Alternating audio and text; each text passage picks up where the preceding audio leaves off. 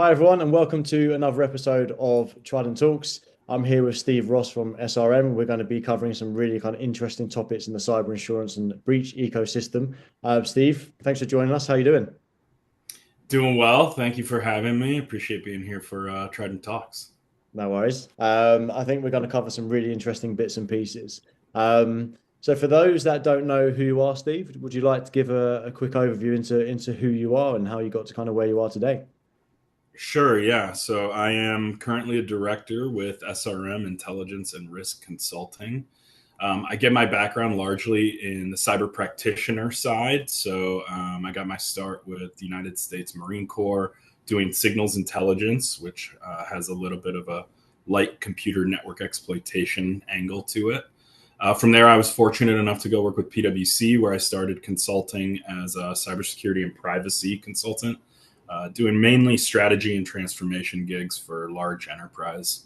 Um, while I was there, I got exposed to some pretty cool things, some very cool clients. One of them, ultimately, Verizon elected to make me an offer. So I went over and worked in GRC, governance, risk, and compliance for Verizon before coming here to SRM. So I've kind of experienced everything from sort of the external low level consulting all the way into kind of high level executive briefing on the enterprise side. And now my job is securing companies against the kind of threats that we faced as low level cybersecurity practitioners.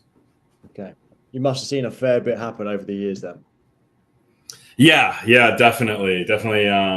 We've seen everything from sort of advanced persistent threat actors, which generally are nation state backed. I've seen those all the way up to sort of script kiddies, hacking someone's email. So definitely a wide variety of experiences.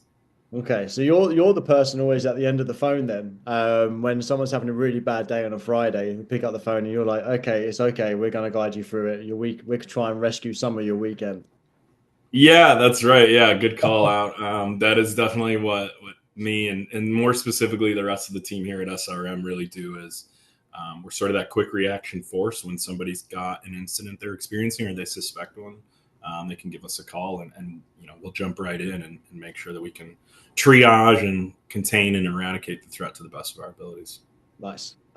Before we kind of dig into the area focus that I really want to jump into, would you like to just give a high level overview of SRM? And I guess I know it's quite a big machine of a variety of offerings, but predominantly around your speciality, your focus. Sure, yeah, I'll keep it high level too, so we don't spend the whole time talking about our target operating model. But SRM started around 2005. We got our start post 9/11 Iraq. Our CEO was there helping set up some brands in the region, specifically like DHL, for example.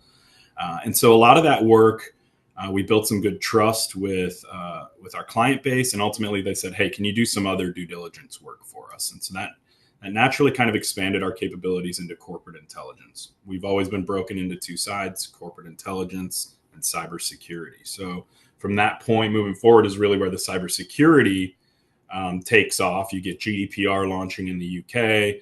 Our team starts helping clients out with things like that, and lightning in a bottle. Next thing you know, cybersecurity is sort of the big topic being talked about among our clients. So, with their foresight, our executive committee saw fit to really expand the cybersecurity offerings that we had into that digital forensics incident response space, and we've really never looked back.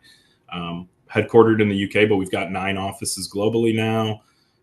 45 different language speakers across the firm so that we can serve any geographic region at any time of day. And yeah, we're really just trying to continue making sure that we can deliver high-end bespoke services to our clients in their time of need. Okay. Yeah, I've been following the business for a few years. Obviously, there's quite a few ex-forces, including yourself, within Yes, there. sir. Okay. I'd like to really cover the whole breach carrier legal kind of ecosystem.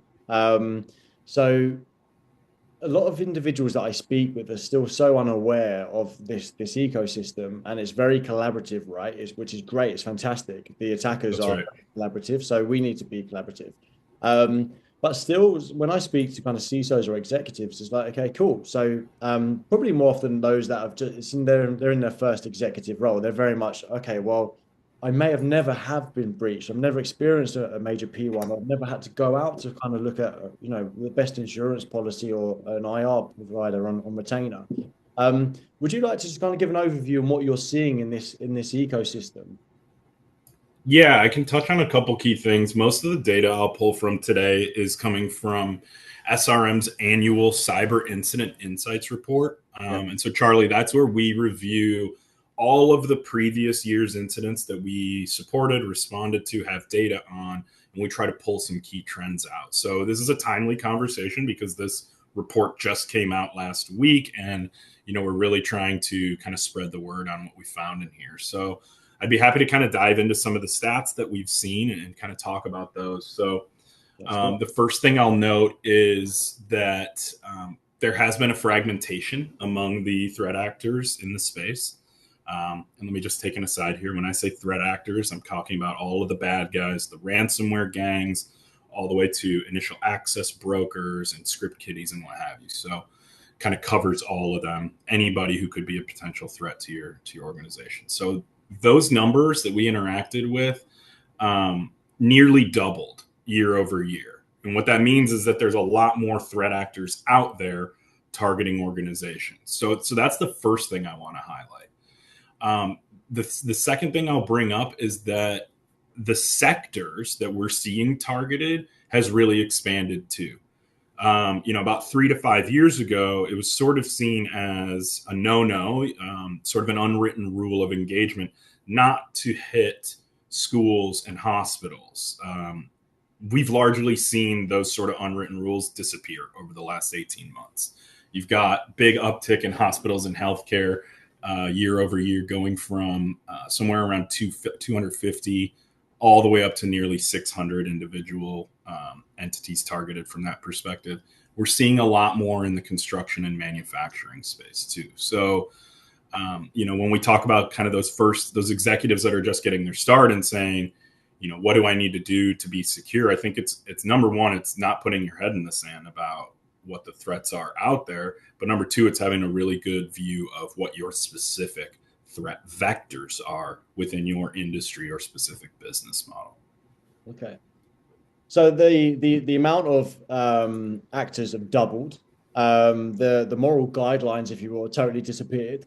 Why do you think the guidelines have disappeared? Do you think it's just people getting desperate? Do you think defenses have kind of improved, so they've had to kind of try and broaden the horizon?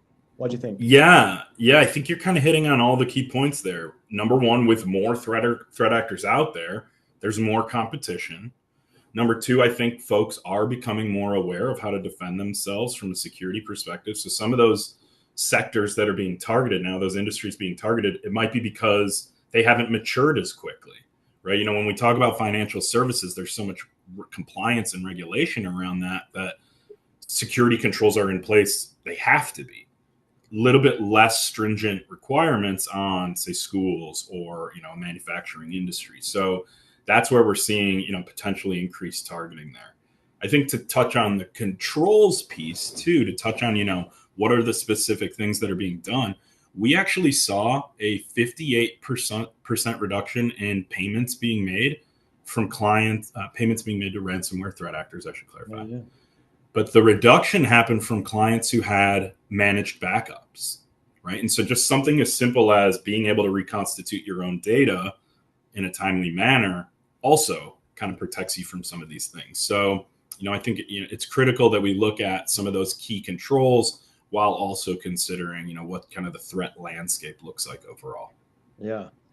You make a really interesting point, and without going down a rabbit hole here around like IR ethics and budgets, big companies versus small, all these larger firms that I guess are doing the right things, having the backups, building out the defensive capabilities, etc., making it a lot harder for these attackers to gain entry, are actually throwing the smaller firms or the healthcare organizations or schools or public organizations under the bus a little bit if they haven't got now it's like, okay, well, you can't touch us, now you have to go for these guys or our supply chain, right? It's funny Yeah, it's funny you kind of phrase it that way because I often tell my clients, you don't need to be the fastest when you're running away from the bear. You just need to be faster than the next guy. So to your point, yeah, I think what's happened, unfortunately, is schools and hospitals just maybe fell behind a little bit in that race to be the most secure. So, we're encouraging them to continue taking on some of these controls enhancements and really increase their security posture. Yeah. Is there a particular area that you're seeing, without giving away too much, where, I don't know, 90% of the customers that you engage with don't have MFA, or is it around, or they're just like 90% of incidents are X, for example? Great question. Yeah, I can dig into some data on that too. So, um, of the organizations that we supported during a potential incident last year, 22.5% had MFA across all their remote solutions. Right. So, right off the jump, you're seeing, okay, probably a pretty big correlation to folks not having MFA enabled across their entire landscape and then seeing a higher incident likelihood there. That's definitely a big takeaway. I talked about the backups. That one obviously has a high correlation. The only other thing I'll mention in terms of like some of these key controls would be the endpoint detection and response. Having a top tier tool there also results in a much lower likelihood of attack. Okay. So what else is kind of mentioned in your report? Is there anything around kind of like, I mean, we'll include a link to this report in the comments below. But is there anything else that the report covers that you think people should kind of read up on? Yeah, definitely. I don't like you said, I don't want to give away too much of the good stuff. I'd love for people to check it out. But I think the key thing is it's not all doom and gloom, right? A lot of the kind of the adjustments that we've seen the threat actors make is largely in response to what we've done on the proactive side to be more secure. So keep securing your systems, keep making that a priority, and the bad guys will have to keep thinking outside the box to find ways to make their way in. We just want to make it as challenging as possible for them. So, as we look ahead, I think some things that we'll see continue trending upward will be law enforcement driven takedowns of threat actor groups. We saw Alpha and Lockbit last year. We'll see, what happens this year. But as those become more and more prevalent, we could see threat actors kind of fragment more and scramble more. Second key point, artificial intelligence obviously is something that's on the front of mind for everybody, not just in terms of how you enable your own security tools, but what are the bad guys using AI for? We've heard about some tooling available on the dark web that'll write malware or help with phishing targeting, things like that. So that's another thing to be aware of. And then I think just as we move forward, as enterprise continues to get really good, your Fortune 500s and what have you, as they continue to be really good at security, some of those smaller organizations, like you mentioned, Charlie, some of those schools and hospitals where maybe they haven't had kind of the investment needed, those are going to continue to be high value targets, just because they're easier to exploit for the bad guys. So that's kind of what we're seeing on the look ahead. But again, not all doom and gloom. Some of these reductions, for instance, we saw the ransomware growth slow down. So from 2023 to 2024, ransomware increased 70%. That rate of increase was only 13% last year. So let's, keep doing what we need to do. We're doing the right things as an industry. We just need to get it more widespread. Okay. Well, that is, as you say, it's not all doom and gloom. There's some positive trends there, but obviously it can't be too positive because SRM still needs the work. That's right. That's right. But we're happy to do proactive work too. So certainly, give us a call if you're looking to prevent these kind of things happening. Good. Okay. So, I mean, without kind of going into AI, because everyone's always talking about AI, I think loosely touching on it, I think raising awareness in that whole space of actually what tools do we have at our own disposal to actually help prevent these incidents, because the attackers are definitely using this tooling, right, as you said, to be able to kind of create this bespoke malware or code or whatever it may be. So that needs to also be at the forefront of the conversation. But it's really hard right now because there's just so much noise in the environment, right? You have to do so much research just to find out what's credible and a good way ahead. So I guess that's something else that you see a fair bit. Yeah, definitely. We've gotten a lot of questions from folks saying, kind of on both sides, I want to implement AI within my security tool set to kind of, do some behavioral analysis, things like that. I know a lot of the top tier EDR solutions are incorporating kind of some machine learning type stuff within them. That's great. I think another key thing is security awareness training, right? We always say the human link in the chain tends to be the weakest one. Well, I don't know about you, but I remember back in the day when we were all taking our security awareness training and it was telling you, watch out for the typos in the emails, or, the guy's English doesn't seem quite right. Those days are long gone now, right? With Chat GPT, with all these other kind of AI models out there, spotting the fraudulent links and emails is going to be a lot harder. So that's where we say, we need to increase the thoroughness of the security awareness training. And then on the other side, I think, as we talk about threat actors being enabled by AI, it's going to be just, continuing to stay vigilant, continuing to ensure that the tooling that you deploy within your organization is truly top tier, and that you're not sticking your head in the sand about some of these risks. Yeah, I appreciate the insight. I think the biggest takeaway, well, for me, is again those executives that are starting in a business where they think, well, we're not going to be on anyone's radar. We've got a bit of time. In fact, you are, because all the bigger players, they're getting their security posture squared away. So I appreciate the insight, and I'll definitely put the link to that report into the comments, and hopefully everyone can kind of take a little look through it. If they've got any questions around IR, they can definitely give you a shout.